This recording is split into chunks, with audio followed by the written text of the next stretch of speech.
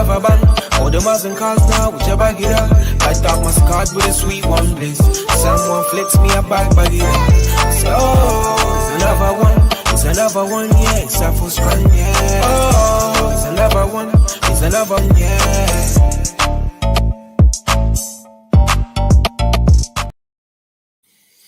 Good evening, guys. Welcome to an episode. We're not sure which episode number, so we'll just get to an episode. We've been slacking lately. We've been slacking a little bit, but we'll get back on it. Yeah, absolutely. With myself, CJ Spate, my main man, Eric ERF Boxing. Thank you for tuning in or tuning in the future whenever you get around to watching this. Let's get back on track, and thank you for all your support. Ez, how we doing, pal? I'm good, bro. I'm good. Before we get into it, we'll go to D-Rock Clothing, and then we'll be back at you.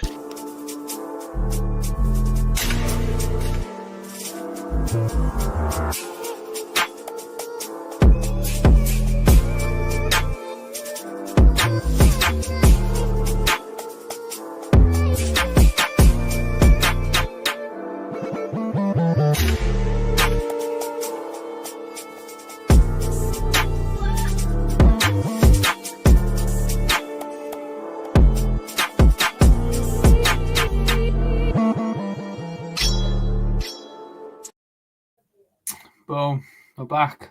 Yo, see, look, we were saying this as well. Yes, Libster, we're on time. We're on time. We shocked ourselves, to be fair. We were shocked. We're just raring to go, Libster, because we've been slacking, haven't we? And we've had loads on and illness and stuff. So we're really looking forward to this one, man. Yeah, so much. Yeah, you caught that bug. What I had before. Horrible, isn't it? Horrible. Mate, it absolutely flattened me, to be fair. I was absolutely on my ass with it. It wasn't good at all. Nah, I was from the sofa to my bed for like 2 days. I was down. But we're both good now. We're raring to go. Plenty to talk about. Last week I had Ra on with me.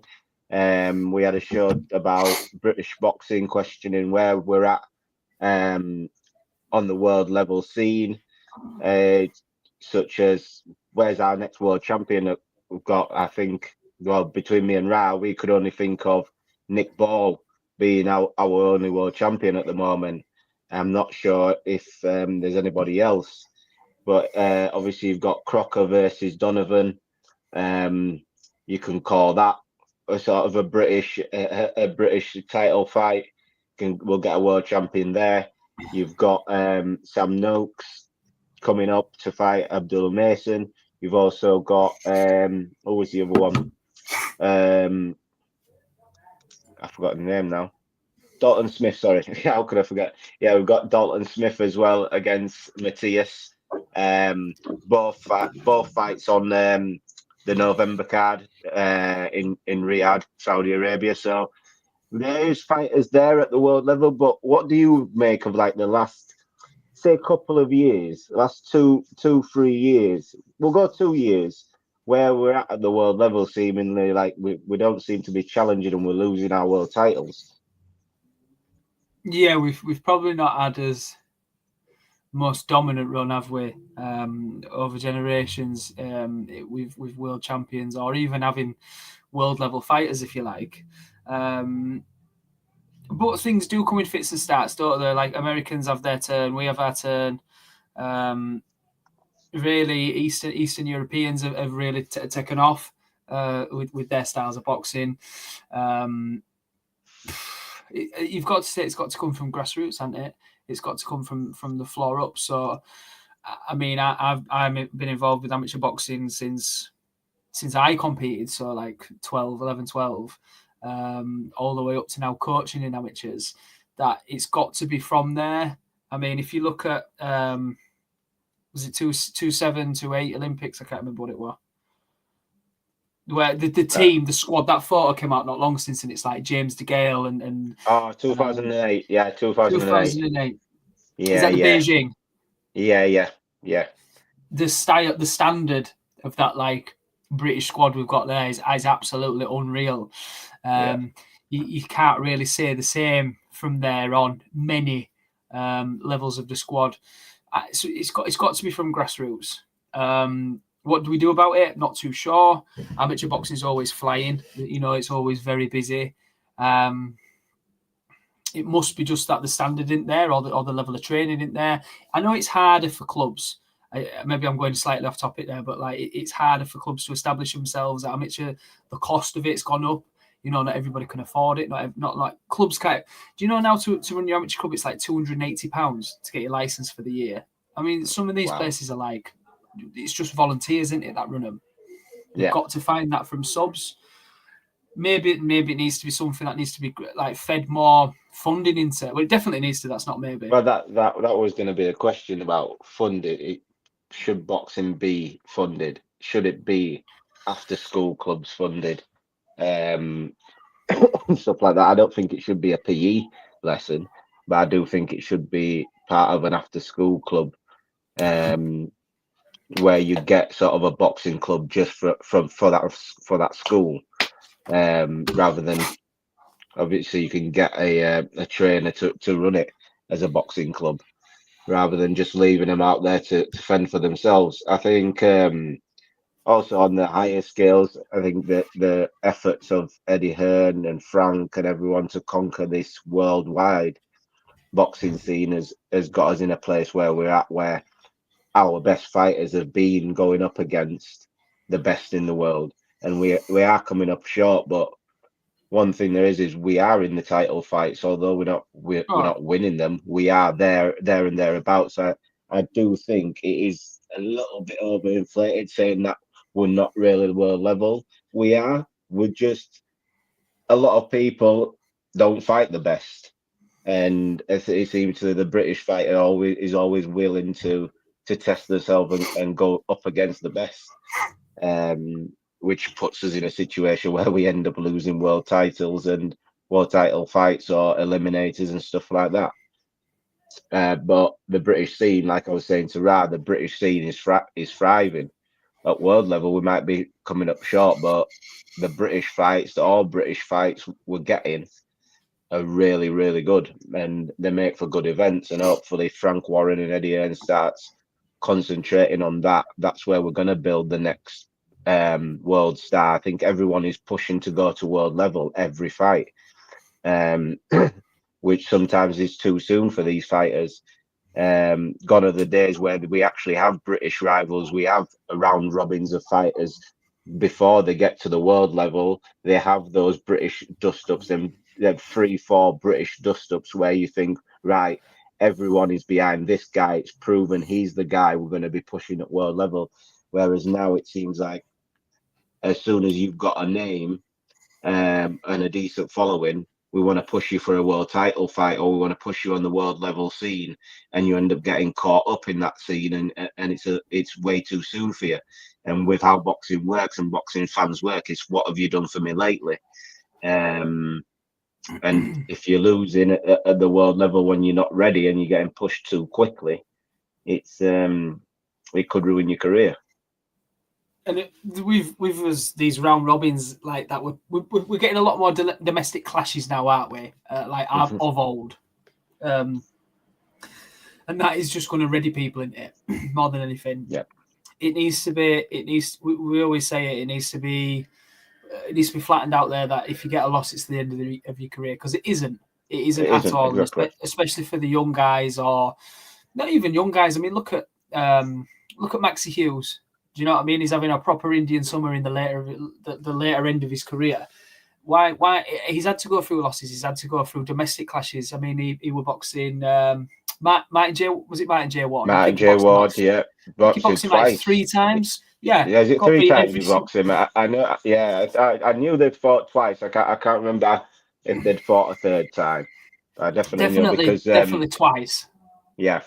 And that's your domestic. Yeah. He's mates with Maxie, and he was telling me about it. When I told him about boxing, he's like, "Oh, do you know Maxie?" And we were talking about it. But I was going to say it as well. These gone are the days where fighters got to a world title shot, and you looked at the career, and they had like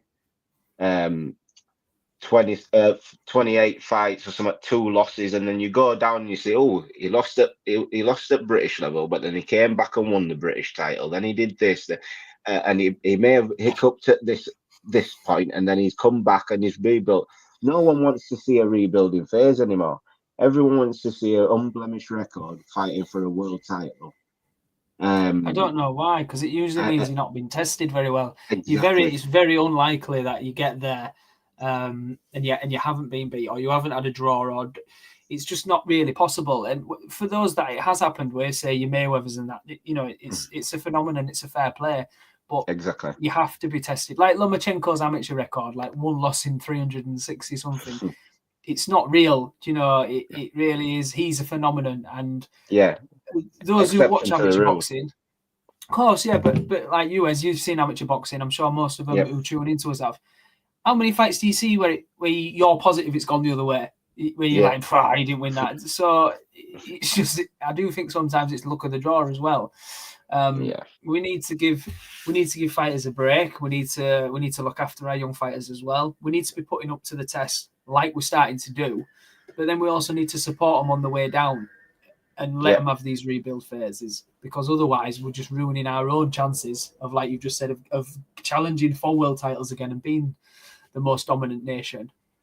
We'll just go to this chat because we've got quite a few. I know we've got Trey in there saying, yes, my brothers, heavy H and off back, baby. Yeah, we're back in full effect. Well, not quite full. Ricky's not here yet, but Trey said, glad to see that you both are doing well. Thank you. It is hard to break through. Oh, yeah, it is hard to break through as an amateur. Unless you've got a following, it's difficult. I know, obviously, with the likes of GBM, it's who's looking after the local fighter and the club fighters. It's a little bit better, but there's not enough. There's not enough around the country, to be honest. What's Trey said? Go on, CJ. You read these. Trey, more funding and support needed in the grassroots level to match the Eastern Europeans and the Americans. Absolutely. And I can say that wholeheartedly of being involved with it. There's plenty of clubs out there that don't even get a look in. And there's clubs that have a name and then it just stays there. So like your Ingles gym in Sheffield, amateur level, that stayed there, or down south, your Reptons and your do you know what I mean? Peacocks. Your clubs, once they have an established name, usually that sticks with them. But there's plenty of places out there that aren't having a look in, plenty of poorer communities that don't get the funding. And like I say, the coaching's all volunteers, and the subs is what runs a club. So if you're not getting funded by your local council or like these lottery funds from the government, they've got no chance of surviving. Loads of clubs have closed this year and last year, amateur level. And it's like terrible, really. All it's doing is affecting the future of sport for us. Yeah. What's up, Ra? Thanks again, Ra, for jumping in as usual. Throw out that bat signal, and Ra always has. Sorry. Martial arts should be gone, CJ. Should be in PE classes. It teaches discipline, self-defense. Yeah, absolutely. Same as boxing and fitness as well. There's nothing better than doing like your contact sports like that for physical discipline, keeping everyone up right side, channeling energy as well. Bad kids who are like bouncing off the walls all the time. It's all you need from them is just a bit of focus. Big up, Abbas. Thanks for tuning in.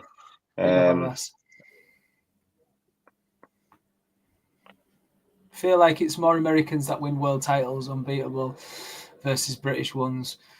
I think it's Americans that have like made that a thing in there, that you have to be unbeaten, or you take a loss and then your career's ended.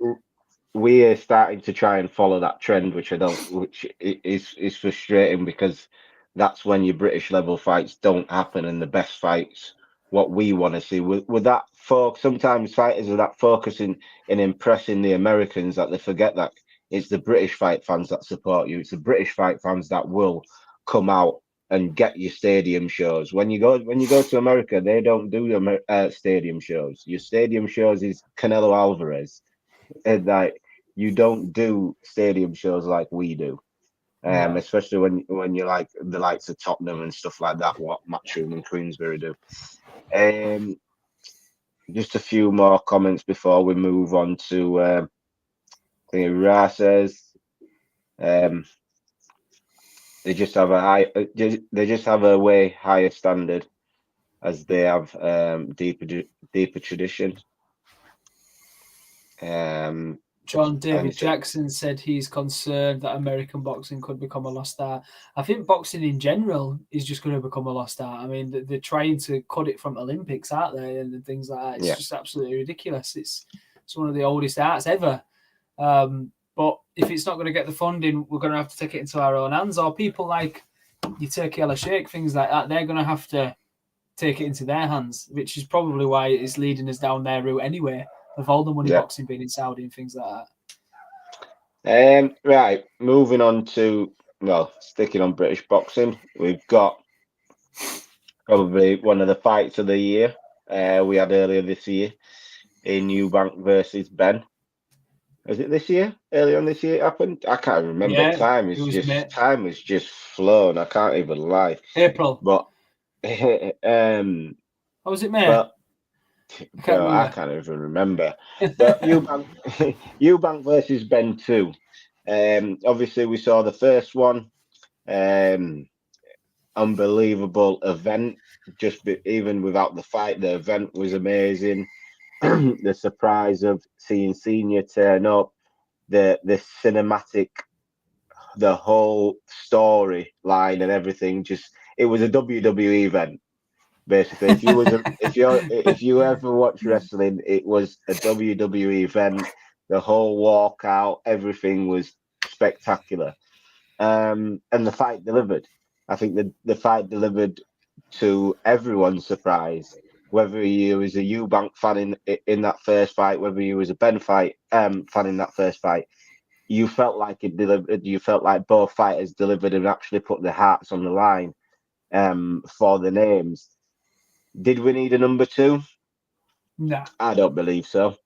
I believe that Eubank won it clearly. As good as a fight it was, I think the rounds was clearly won by each fighter. Whatever rounds they won was quite clear, in my opinion. I've watched the fight a couple of times. My opinion hasn't changed. I think the rounds what Chris won was clear. The rounds what Ben won was clear. And the right winner was called... obviously, the controversial stuff with the rehydration clause and everything, and Eubank getting sued and fined. Sorry, not sued, getting fined and stuff.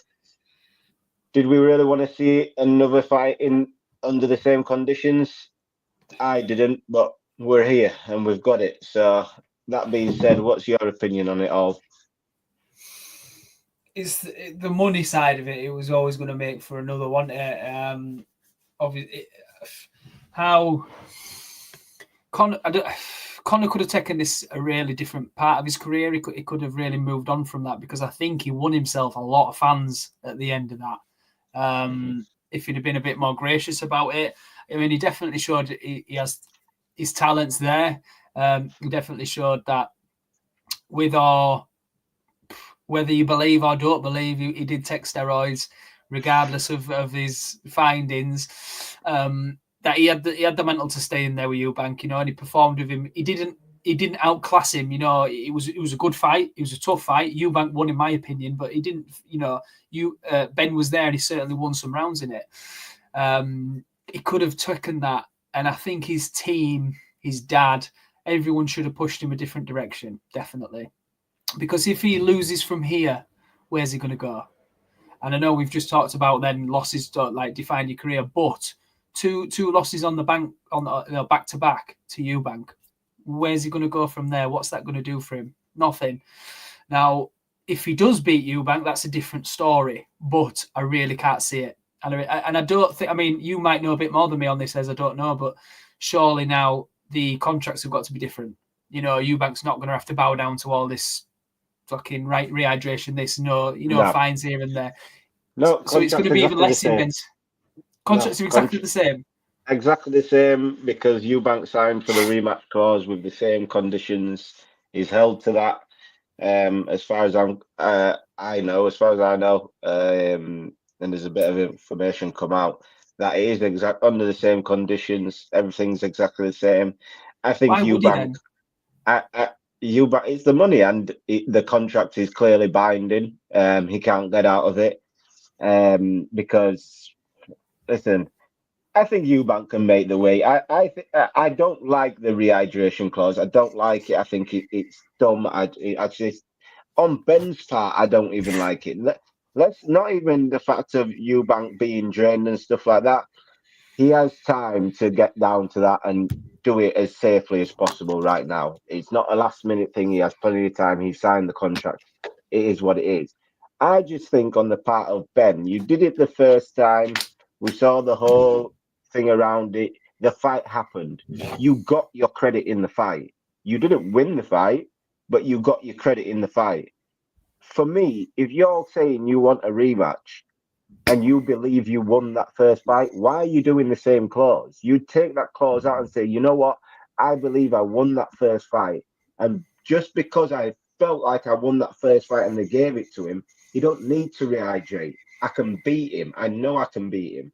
You don't feel you can beat him. You don't know you can beat him. You're hoping that night will be your night where you can shot and it hurts Chris enough so you can finish him. That's all it is. The risk, there's no risk on Ben's part, because as Raz said in the comments here, if Ben loses again, he'll move down to 147 and for a world title fight against Barrios. It's not a problem. Ben is a name. Eddie has made him a name. He's a name that he loses up there at 160. People are going to look at it like they did with Kell Brook, when Kell Brook moved up, when Amir Khan moved up, now Crawford is moving up. When people move up and try to beat the bigger guy and loses, nobody takes credit away from you. You is what it is. You dared to be great. You couldn't beat the bigger man, and that's all they're gonna push. Once he loses again to Eubank, it will be pushed. Oh, he's hoping he doesn't get stopped. He doesn't get stopped. Oh, I went 24 rounds with a bigger guy. Oh, he did you see him in there against a big guy? If once Conor moves down to 147, none of these guys will be able to hurt him. These 147 fighters won't be able to, and that's what's going to be the narrative. So it makes perfect sense for Conor Benn, because right now there's no other fight he can have. The world title fight isn't there at the moment because Barrios has just fought. There's no other world title fight to fight for this year, and Ben can't afford not to be in the ring. So it makes perfect sense for his team. For Eubank, it's the money, and he knows he can beat him. Do you not think Conor's name loses mantle though at all if he loses back-to-back fights? No, because he's failed the drugs. He's failed the drugs test, and his name hasn't took any hit. Like, this kid is untouchable when it comes to this thing at this moment in time. I don't think anything that will happen. Him getting knocked out is still going to be a narrative switch that, oh, it took Eubank 2 fights to do it. The narrative will switch until he's going to get a world title shot at some point, and when he gets beat at world title at world level by a fighter his size, then the hype will probably be over. But till then, I don't think it's the same way. Eddie coming out and saying, "Oh, Conor's the people's champion" out of that fight, and I'm just like, I don't understand it. I really don't understand how he gets credit because he did well in the fight, but you don't come out of that fight being the people's champion when you had everything in your favor going into the fight. You get credit for finishing the fight on your feet. The guy who was at a disadvantage throughout it all was Chris. I do think he lost a lot of fans with the tests, the drug testing, and then the debacle of we've never really learned the full of what's happened afterwards, have we? Whether that's going to come out, but it's not only the fans; it's the media. It all depends on what the media does. And at the moment, the media is still well and truly happy with Conor and with his reasonings on why he failed the drugs test. The likes of Talk Sport and whatever, they might grill him a little bit, but he's fighting a Eubank, and whenever it comes to that, they're going to be picking that side. They're going to be picking the Benn side.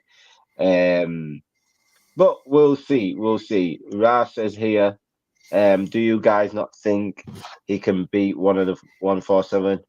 There's their former lightweights in there. I think he can beat Mario Barrios because I don't rate him. I think his route, and I have a sneaky feeling that they're waiting out for the IBF champion.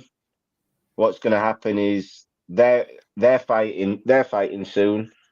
So Chris and Conor's going to fight. Conor's going to lose, and he's going to go back down to 147 and get a ranking at in the IBF. He'll end up fighting Paddy Donovan as a voluntary. That would be my guess. That would be my guess. I think the Barrios fight's gone complete because Barrios is either going to be PBC ain't going to put him in there with Conor Benn for no reason. They're going to try and keep that belt over there, whether Manny Pacquiao gets a rematch or Barrios fights isn't someone else or unifies with Rowley. I don't know, but I think Conor's gonna go on. So, say if Conor wins, so say this rematch now, Conor, whatever fashion, say stops him or even just takes him the distance and he comes up trumps. Where does Eubank go from there? Eubank retires. You think he retires from there? Yeah, this fight, yet again, the pros isn't on Eubank's side. He can't win in this fight. He wins the fight, he's supposed to win this fight. He loses the fight, his career is over. Conor Benn has the advantages in this fight because win, lose or draw, we've seen that he will shamelessly walk around like he's won the fight and nothing's happened. It is what it is. Eubank cannot afford to lose this fight. He couldn't afford to lose the first fight. And he can't afford to lose this one. What happens with Conor? What if Conor wins? Conor does the same thing and move. I think the idea is the same. I think they have a plan that no matter what happens in this fight, Conor moves back down to 147 and fights the IBF champion.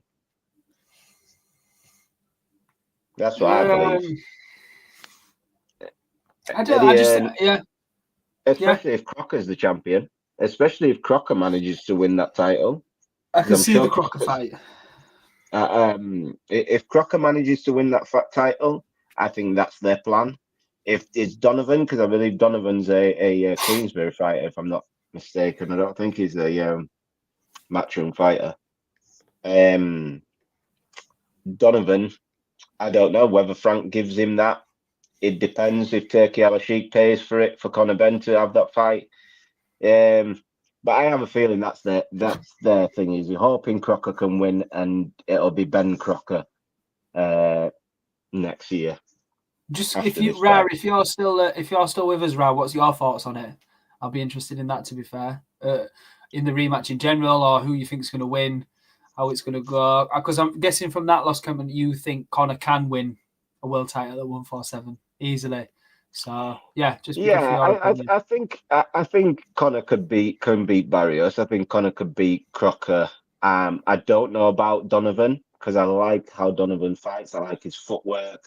I think he has decent snap on his punches and could catch Ben coming in. How he fights, I think he beats Crocker. Both Ben and Donovan beats Crocker for me. Brian Norman, I don't know because I still don't know what to think of Brian Norman yet. But I don't think Conor Benn beats him. I don't think Conor Benn beats him. So he can win a title at 147, but how long he'd keep that title for if he was to unify, I don't know. Right. Do you want to switch up to AJ? Yes. What's next for Anthony Joshua? What is next for AJ? Jake Paul, baby. We've got rumblings of Jake Paul. Is it? Do you really believe it? Can you really see it? Listen, Eddie Hearn's involved. Eddie loves his money. Eddie Hearn is involved. Anthony Joshua will kill Jake Paul. Do you want to see it? If it's got to happen, it'll kill him. I don't have any. There's no change of heartbeat. There's nothing. When I say that, right? This is the same thing. What happened when the Ngannou stuff came on? I was telling people after the Tyson Fury Ngannou fight, and everyone's like, and then everyone's like, oh, Ngannou can stop AJ. I was like, you lot are mad. This fight will not go past 3 rounds. Ngannou cannot fight. He cannot box. Like, he can fight, he can't box. And the fact that he did that to Fury scoped everyone's idea of what this guy is. It's the same thing with Wilder. It's the exact same thing with Wilder. Just because of Wilder's performances against Fury, this is why everybody seems to think Wilder is something. And it's to say because of Fury's performances against Wilder, Fury's all of a sudden amazing. Like I said, this would happen, that Ngannou would go to sleep, and that's exactly what it was. I remember the day. I remember everything. I was at my mate's stag do in Newcastle. I was in the middle of Newcastle, and this guy was next to me with his girlfriend. He's like, oh, Ngannou will stop him. I was like, I'll bet you anything. He says, I'll bet you a drink. AJ knocked him out. I just turned to him. I didn't even say anything. I did not say anything. He just said, what do you want to drink? So like, just pull up Abbas's comment. Abbas, yeah. So, if Tyson can fight Francis, don't be shocked that AJ wanted a quick cash grab. So 100%, and that's not like disputing that, Abbas. What it is, it's disputing that I can't believe Jake Paul actually wants to do that. Now I get him. I get what he's been about in his career. I get him calling out Canelo or saying things like, because he wants the response from the media. He wants people to talk about him, and he's whatever he's done it absolutely like fabulously. Anti really, you got to take your hats off to him. But now it's actually getting closer, supposedly, to this happening, and like you say, Eddie Hearn's on board and things like that. What's surprising me is that he actually wants the fight. I don't understand that, because he's going to get AJ is not going to take, if all this contract stuff's true, as in fucking Mike Tyson couldn't hit him properly and things like that, AJ is not going to bow down to things like that. Well, we will say this. I will say this. Jake has come out and said that anybody that is putting out there that his fights are fixed or fake, that he's suing them. He's starting to sue anybody of defamation for saying that shit. So, but yeah, if this fight happens, I genuinely cannot write it off. I cannot write this fight happening off. I cannot write it off anymore. I actually think it's going to happen. This is what I'm getting at. I don't know why he wants that fight. Money. AJ's a monster. A monster. Money you know what? At this point, I think Jake Paul has got that thing of, you lot said I couldn't do this shit, so I'm gonna do it.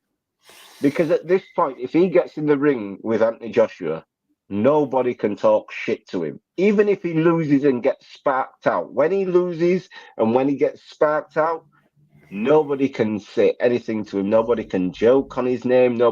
Because that man got in there with AJ. Like, you've got to give a man a certain amount of respect for even thinking about doing that shit, let alone doing it when you are not a professional fighter at that level. So, listen, the guy, I think Jake Paul just wants respect at this point. I genuinely just think the kid wants respect. He wants his respect. I think he wants money, mate. You do realise you have Wilder #1 in England in the chat, so I'm listening with all ears. That kid can make money whatever he's doing. It's clear to see. It's clear to see he can make money whatever he's doing. Anybody listening or watching, whatever, does any of you actually think Jake Paul has a chance? That's what I'd like to know. No. Yeah, well, right. Someone might. You do realise you have fun. Yeah, Abbas. I can't with you on this Wilder thing. Abbas, you are such a knowledgeable man, but when it comes to the Wilder talk, yeah, I can't. Kevin has reposted the stream. I appreciate it, Kev. Thank you very much. Thank you, Kev. Jake doesn't duck people. He's not. He's ducking KSI. That's all I'll say.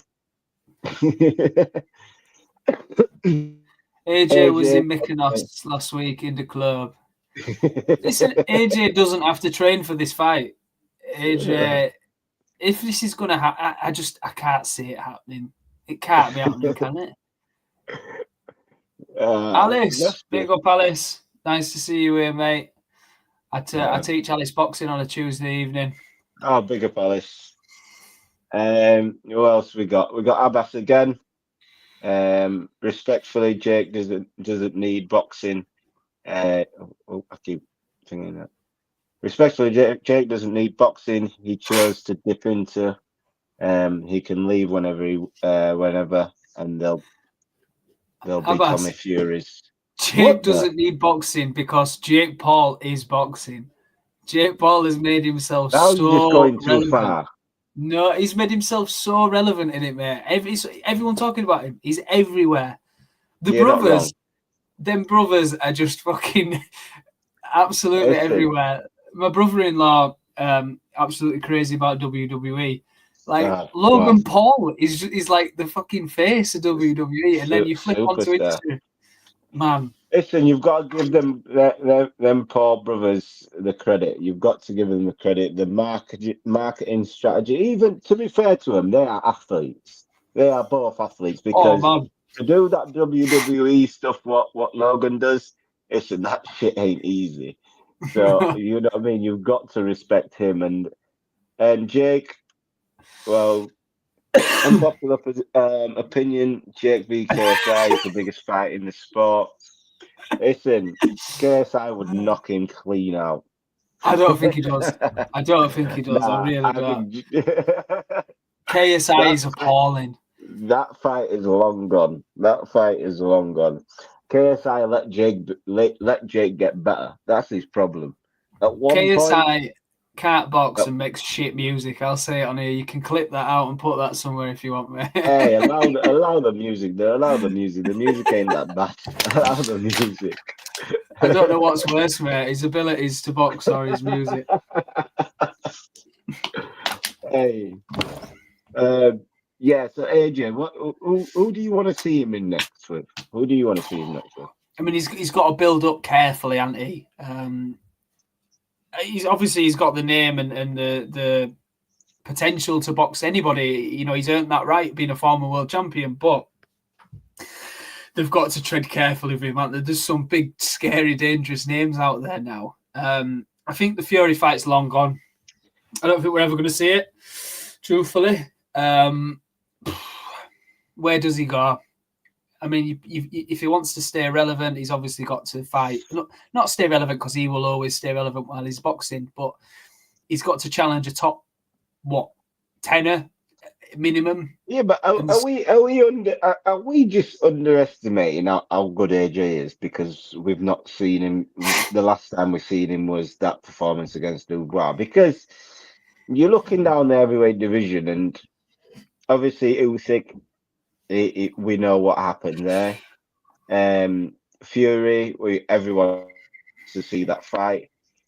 Outside of that, you've got the Daniel Dubois rematch, which I think he can win. You've got who else have you got? You've got Caballel, which is a good fight.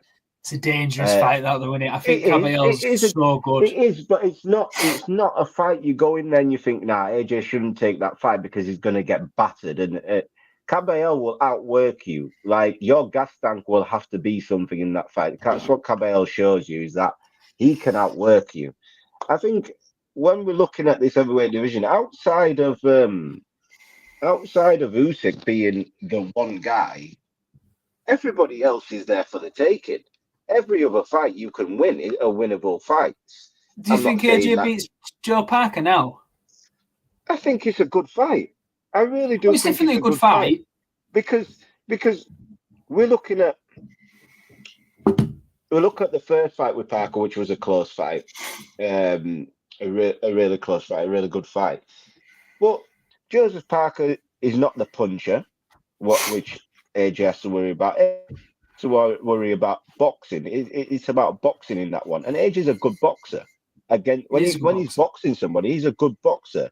He went 24 rounds with Alexander Usyk and didn't get dropped somehow in a fight with that guy. He's a good boxer. AJ boxes Wilder's head off every day of the week. Oh yeah, without doubt. You're not even box. You don't even need to just box it off. He can take it off. Seriously. But I think I look at the AJ thing, and when people's like, "Oh, AJ's down," I look at the heavyweight division, and when you look at it, it's like there isn't killers in that division where you think, "Stay away from this guy. He would kill you." Like outside of Usyk, there isn't anybody. He has to get back with Daniel Dubois, I believe, which I think he can. We've seen it time and time again. When it gets hard, AJ just needs to get Daniel to the deep end. Be defensively minded in the first half and take him to the deep end. You win that fight.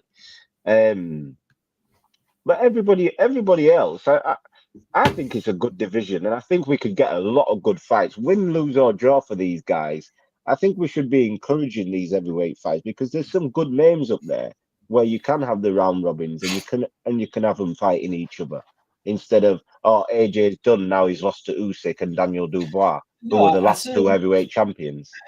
I don't believe he's done. It's more of a case of, I believe I don't know how to word it, as in like his confidence is absolutely shot.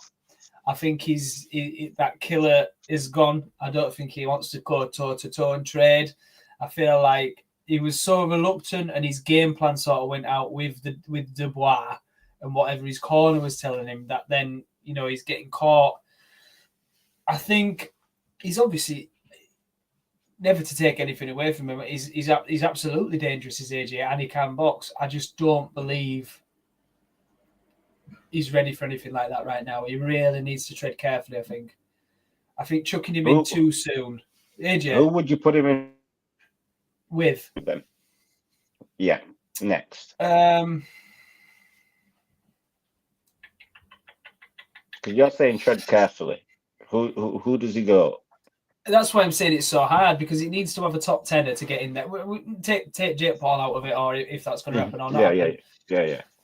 Maybe Zhang. Maybe it's the right time to put him in with Zhang. I think Zhang's really gassed now, and fucking it'd smash him all over. Again, still dangerous because Zhang's got that power.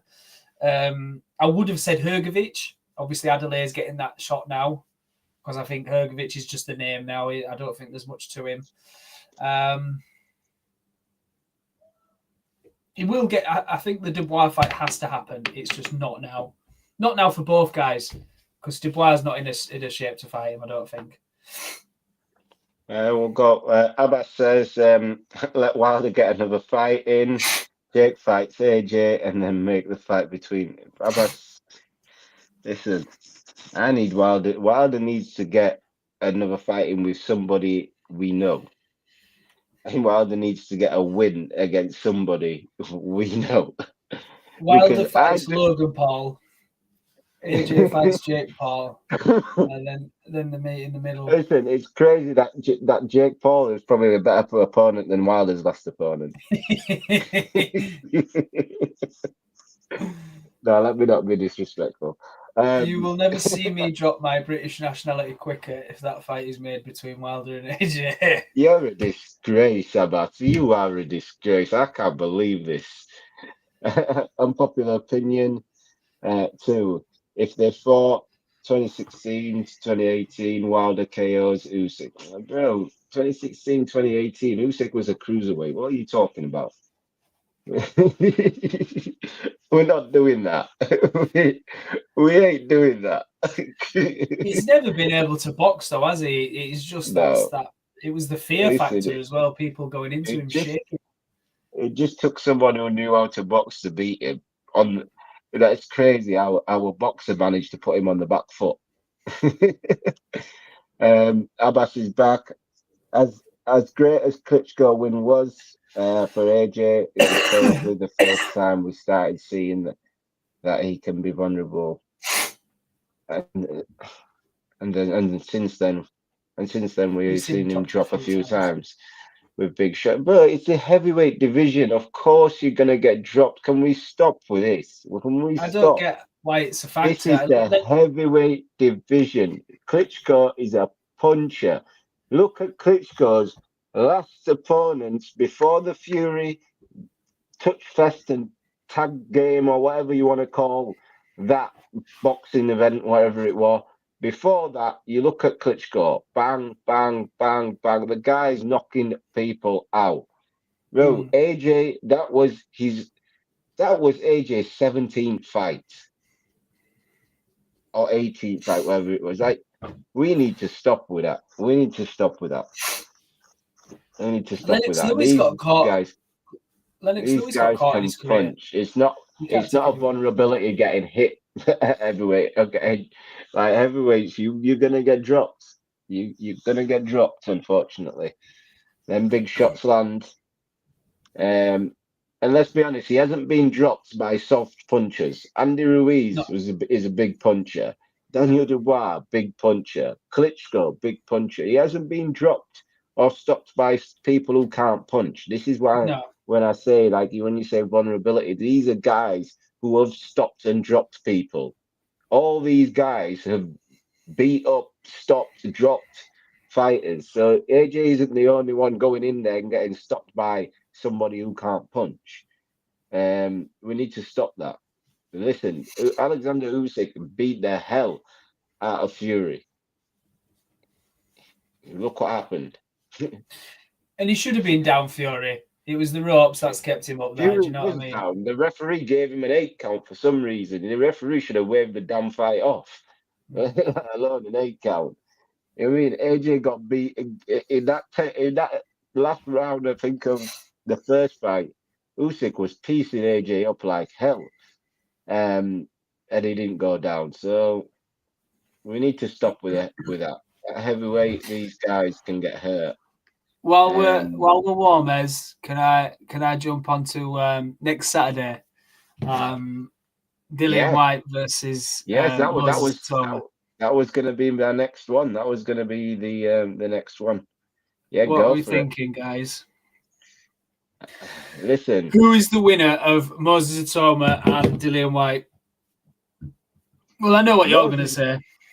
Moses is the winner, yeah, but I have 2 predictions on this. It depends.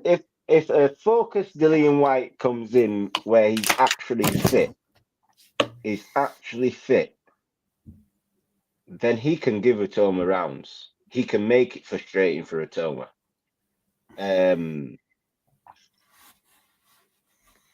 But I don't think Dillian White is like that. I do think Atoma stops him inside 5 rounds. Inside 5? Inside 5 rounds. Okay. I think Atoma stops him. But, like I said, a fit Dillian White, not the Tete Dillian White. I can't even try. I'm trying to think when the last good Dillian White we seen. You know, that Povetkin second fight? Probably the only. I'm trying to think, when was the last time we seen Dillian White, a good Dillian White performance? Let's have a look.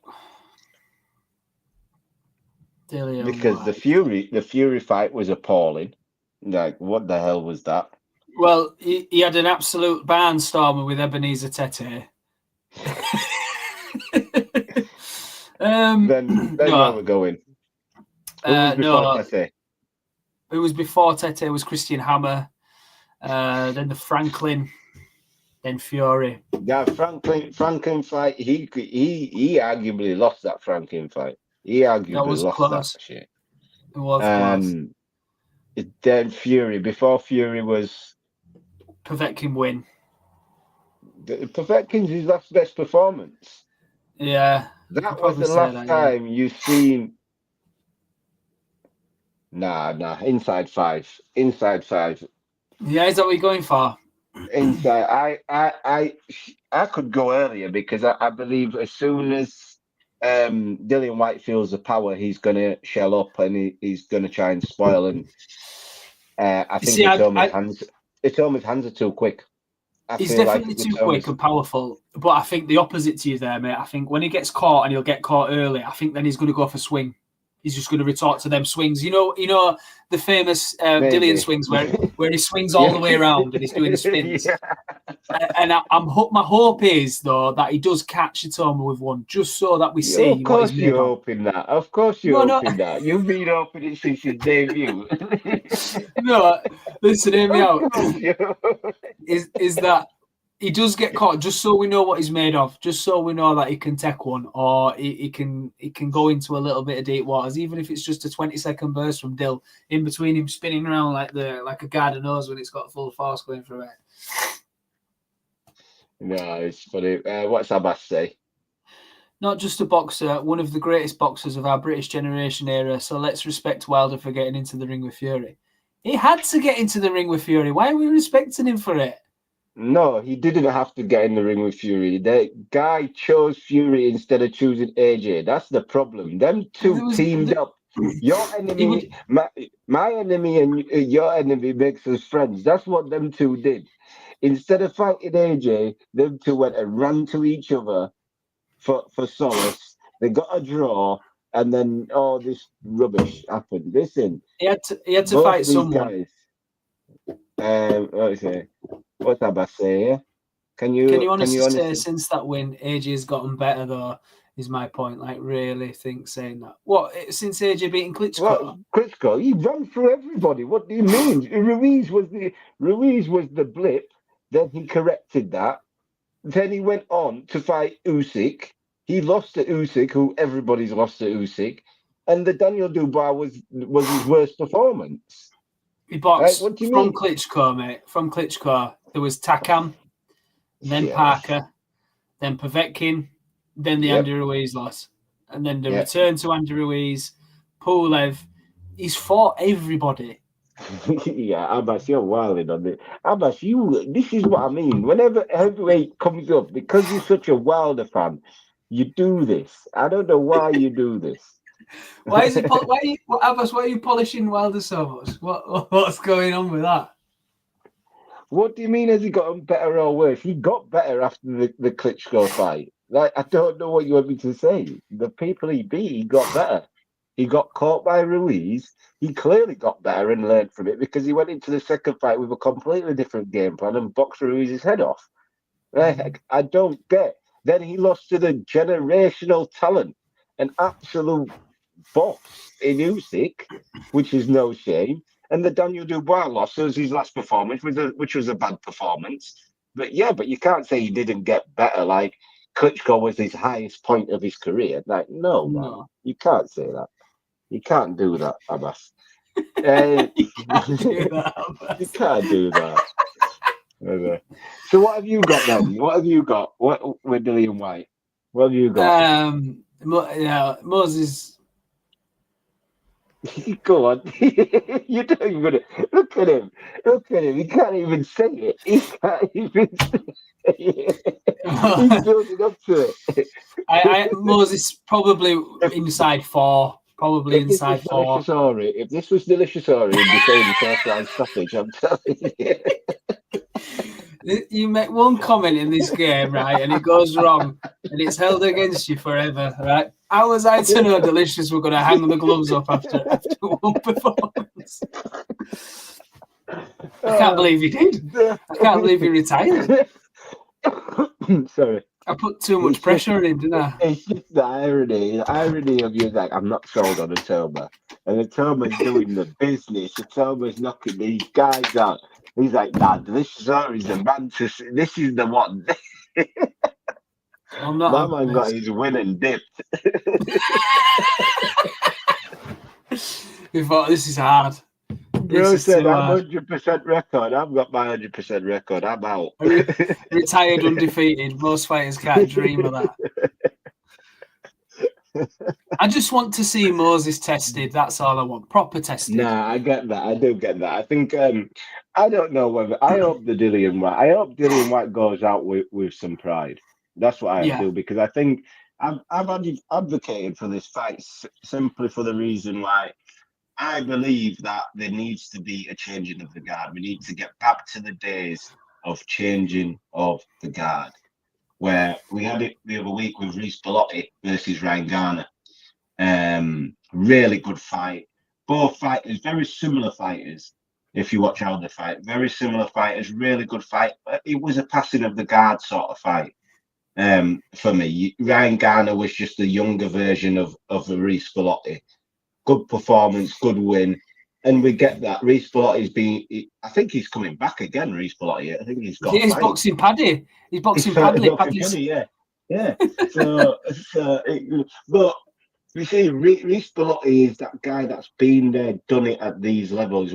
When you're talking the British level, European level, Bellotti's been there. He's done it, and he's the guy you've got to go through. That's your next pasture. You've got to go through this hurdle. You can't get to this part. Yes, Padley, you've boxed Shuko at late notice. You came brought in, but you want to make it in this game, in this British scene. Beat me. Look at Zelfa. Zelfa needed to beat Reece Bellotti, and I've been a really big advocate for Zelfa Barrett. I like his style. I like how he boxes, but he got beat by Reece Bellotti. If you can't beat the likes of your Reece Bellotti. Sorry, has Jazza Dickens got a world title? I've just realised. Has he got a world? Did he just check? Because Jazza won his fight the other week. He upset win. I've just realised. Was that for a world title? Jazza Dickens is the WBA World Super Featherweight Champion. Yes, I knew. Yes, so we've got two people, both Scousers. But we've got Jazz interim. Yeah, he'll get elevated soon. We're counting interims now. No, but wait to see what Ra says. Wait to see what Roach does. Yeah, Roach ain't going back down to 130, so Jazza will be elevated WBA champion. But yeah, as I was just spieling off the levels you need to go through. Jazza Dickens came to mind because obviously he beat Zelfa Barrett, and these are the guys, the likes of. You look at Jazza Dickens. At one point, you thought Jazza was done. How many times did people think that's it for Jazza Dickens? How many times? So these are the levels. Reece Bellotti, the exact same as well. There's been a few times people said, "Nah, Reece Bellotti's done." I remember the Zelfa fight. People was like, "Yeah, Zelfa's going to beat." I was the same. I thought. Zelfa's going to beat Reece Bellotti. Reece is on the down. Zelfa's on the up. And it didn't happen. So I'm saying that the Dillian White fight versus Atoma, I hope Dillian can go out and give a performance where you say, you know what, kid? You deserve to go to the next level by beating me. Not the get stopped inside 5 rounds and that's it. I want to see Dillian test him. Make him go through levels, make him show us something new, maybe a little bit of resilience.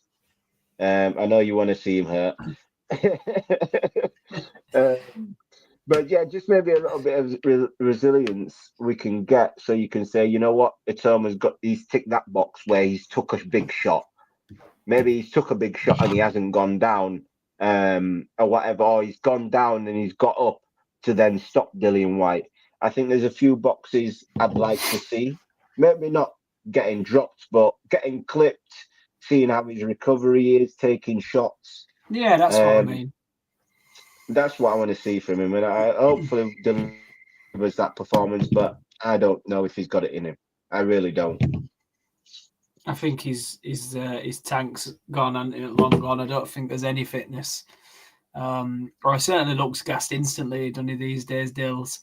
Yeah. But yeah, like you say, I hope he gives him some stick. I hope that we get to see a level up from Moses.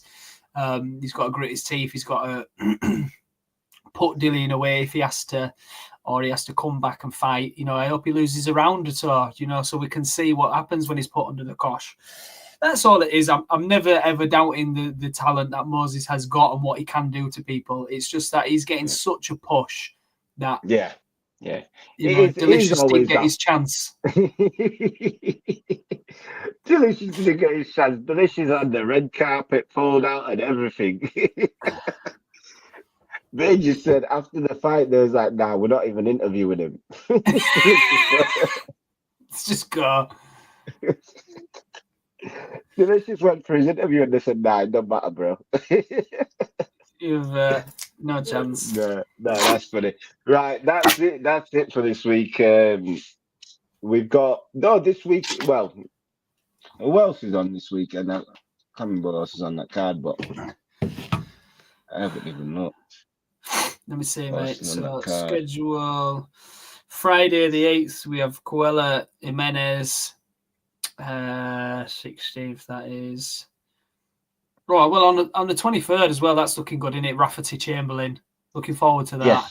Yes. We'll do a review. We'll do a preview for fights during the week. We'll do a preview for them because they're boxing. Go on. Sorry, mate. You go. No, I'm just saying the schedules.